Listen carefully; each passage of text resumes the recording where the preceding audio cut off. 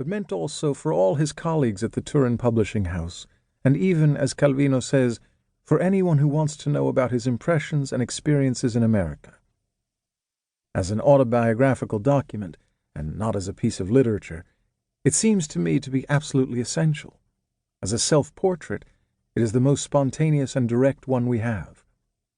The sense of this collection, then, could be to effect a closer relationship between the author and his readers, and to deepen it by means of these writings.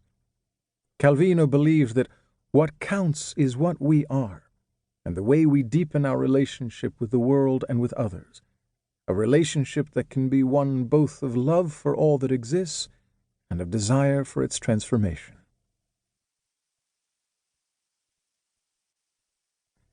Stranger in Turin. I do not think that those of us who, in the field of literature, are Turinese by adoption are very numerous. I know plenty who are Milanese by adoption. No wonder. Almost all the writers in Milan are not native. The number of adopted Roman authors continues to grow. Florentines by adoption there still are, though less than before. But as for Turin, one feels that one has to be born there, or to have come down there from the valleys of the Piedmont, following the natural movement of the rivers that flow into the Po. In my case, however, Turin was actually the result of a deliberate choice.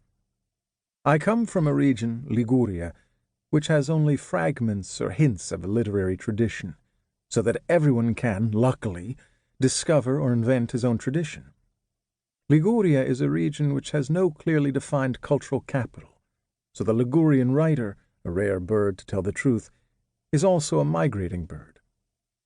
Turin possessed certain qualities that attracted me that were not unlike those of my own region, and were ones I preferred. Absence of romantic froth, reliance above all on one's own work, an innate diffidence and reserve, and in addition the sure sense that one was part of the big world of action, not the closed provincial world, a pleasure in living that was tempered with irony, and a rational clarifying intelligence. So it was Turin's moral, civic image, not its literary dimension, that attracted me. It was the lure of the Turin of 30 years earlier, which had been perceived and evoked by another adoptive Turinese, the Sardinian Antonio Gramsci, and which had been defined in certain passages that are still so stimulating today, written by a Turin intellectual, this time of genuine extraction, Piero Gobetti. This was the Turin of the revolutionary workers, when the aftermath of the First World War had organized themselves into the city's ruling class. The Turin of the antifascist intellectuals who had refused to compromise. Is this Turin still alive today? Does it make its presence felt in today's Italy? I believe that it possesses the virtue of retaining its strength like a fire beneath the ashes, and that it continues to survive even when it least seems so.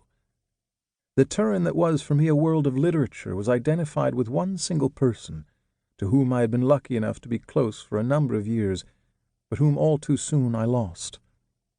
A man about whom much is written these days, and often in a way that makes it difficult to recognize him. The fact is that his own writings are not capable of giving us a full picture of him, for it was his example of productivity that was fundamental, witnessing how the culture of the man of letters and the sensitivity of the poet were transformed into productive work, into values that were put at the service of his neighbors, into the organization and commerce of ideas, into practice, and into a school of all the techniques of which a modern cultural civilization consists. I am talking of Cesare Pavese. And I can add that for me, as for others who knew and saw him regularly, what Turin taught us amounted to what Pavese taught us. My life in Turin is deeply marked by his example. He was the first to read every page I wrote. If I have a profession, it is because he was the one who taught me it, introducing me to that world of publishing for which Turin is today still a cultural center of more than just national importance. Lastly, it was he who taught me to see his city, to appreciate its subtle beauty walking along its streets and in its hills. Here I really ought to change topic and say how a stranger like myself manages to fit in with this landscape, how I have settled in. I